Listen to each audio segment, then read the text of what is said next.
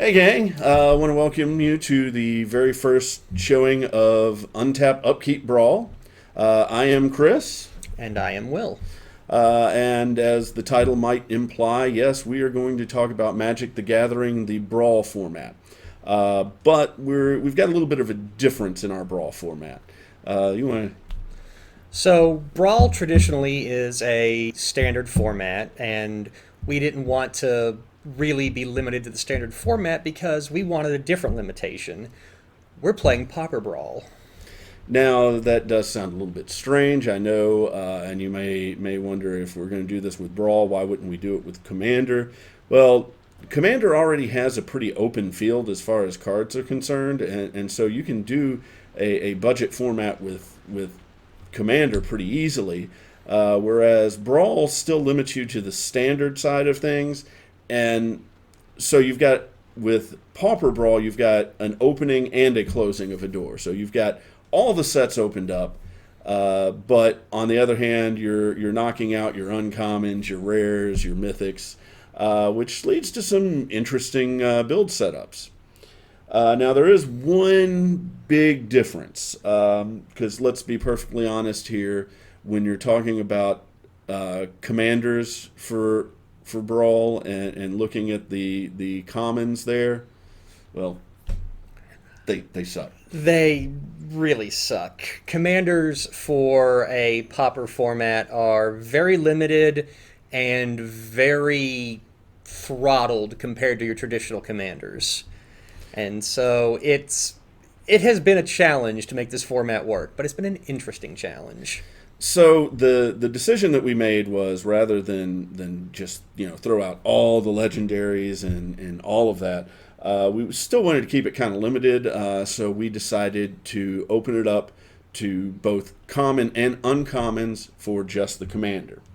So what I'm going to do here, I'm going to actually run down the format as we have it defined. We pulled it off of Magic the Gathering and made the changes based on that. You're going to see on the screen in red where the changes are, and in mark out where we've killed some things. So first off, you've got one commander card.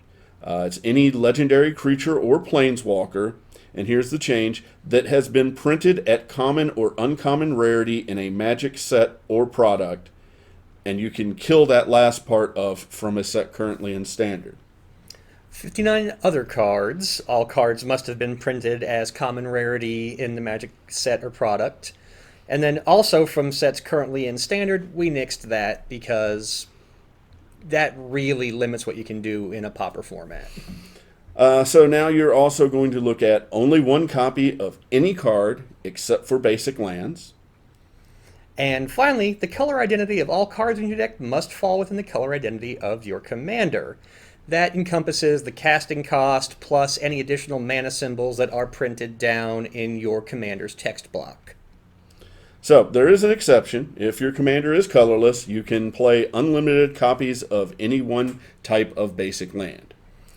Now, one thing that I want to point out on this is you may think that there aren't a lot of planeswalkers available to you in the format to use as your commander. The thing is, there are a lot of commanders that can be planeswalkers, but they are a bit limited. War of the Spark as a set put in a bunch of uncommon planeswalkers who can't gain loyalty abilities but have a board state ability and usually a -1 or -2 ability that will make great commanders if you can build right around them. Yeah, I mean, a lot of them are fairly low in casting costs, which makes them great for cycling through if you need to. The other thing is that while they can't gain loyalty counters through their own uses, there are cards out there with Proliferate that are legal in the format, which can help you keep your commander going if that's the route that you choose to go. But either way, the automatic board state things like, there's one that gives all your creatures first strike. There's another one that's going to give everything haste. So there are options out there that can really, really make use of your commander. Now, as far as the game itself is concerned, Nothing has really changed from what you're looking at in the typical Brawl format. You've got 2 to 6 players. If you've got 3 or more players, you start at 30 life. If you're only playing with 2 people, both players start at 25 life. I think they've changed the mulligan rules since this was printed. So what you see on the screen may not be actually accurate. Just know that it falls in line with the current mulligan rules. And then all commanders are going to start in their command zone, and they can be cast for their additional mana cost, but every time you have to recast them, if they've been exiled, destroyed, bounced, it's going to be 2 additional colorless mana to bring them back out. And then, of course, the last player standing wins. I still think we should change that to the first player out wins. I don't think that's going to work terribly effectively. But no one's ever tried it before. But we have had a few games under this. We didn't just come up with this format and say, hey, let's make a video about it and then not actually try it out. Test of concept was something that was interesting, and it did not flow the way that we wanted to at first, but as you start to understand the deck design qualities, it became much more interesting. I'll tell you right now, you can't just decide to go red-white overrun Spike and have it work, because I was the first one eliminated in that game, and it was a painful, painful experience. But things have changed, there's been some refinement, I've swapped up my colors, and now I'm actually a staunch proponent of this system. Yeah, and I mean, there are a lot of tricks that are still available to you. One thing, I looked up combos, because I do like to play some combos from time to time, and there are some really, really cool combos. Anything that you can do in Pauper, you can do in Pauper Brawl. It's just you're going to have to play it a little bit differently, because in the Pauper format, you're going to have 4 copies of each part of your combo, whereas in Pauper Brawl, you're going to be stuck with just playing 1 copy of each. So you want to back up your philosophy. I've always, even outside of a Commander or a Brawl format, I've always built Singleton. So I was coming into this with a slight advantage there, at least, where my combos are usually a little harder to pull off, but tend to hit a bit harder because they're ones that I have tested out in Commander, in other formats. But by the time I take it down to Pauper Brawl, it's refined enough without being as hard to hit. Yeah, I mean, the fact that you have less cards in the deck to sort through kind of makes it easier to hit your combos than straight out Commander. But the thing is, you also have to have backup plans, and I think that's one of the things that we really had to look at when putting together the decks, because you can build an aggro build. Yeah. You can go ahead and build a combo build if you want to. But generally, a hybrid build is going to do what you want it to do more consistently than anything else. You have 2 or 3 win conditions built into the deck, and run with that. What do you like running? So I tend to run aggro. I tend to run fast. If I can get away with it, I tend to run exclusively flying. I believe in air superiority on the magic field. And I tend to run a lot of removal and destruction. I am not the trickiest magic player. I don't like, blue scheming. I tend to run red, I tend to run black, I tend to run white. So for this format right now, I'm currently running a red-black vampires deck that focuses on getting a lot of fast creatures on the board and then stopping my opponent from blocking before hitting very hard. And that was a surprisingly effective tactic. I mean, in a lot of games, you're thinking that taking away somebody's ability to block is only going to give you 1 turn, but you know what? If it's the right turn, that 1 turn is all you need. On the other hand, I tend to build a little bit more tricksy, but I tend to outsmart myself sometimes. And the red-white deck that I was running was really based on a recursion theme that operated, but it didn't operate quite the way that it was supposed to. And I suddenly realized that I could turn that into the ability to either swarm or to hit a combo that takes everybody out at the same time. So it took a little refinement, a little testing to actually get it to where I wanted it to go. But in the end, it was able to do it. It just took a little bit of luck on that.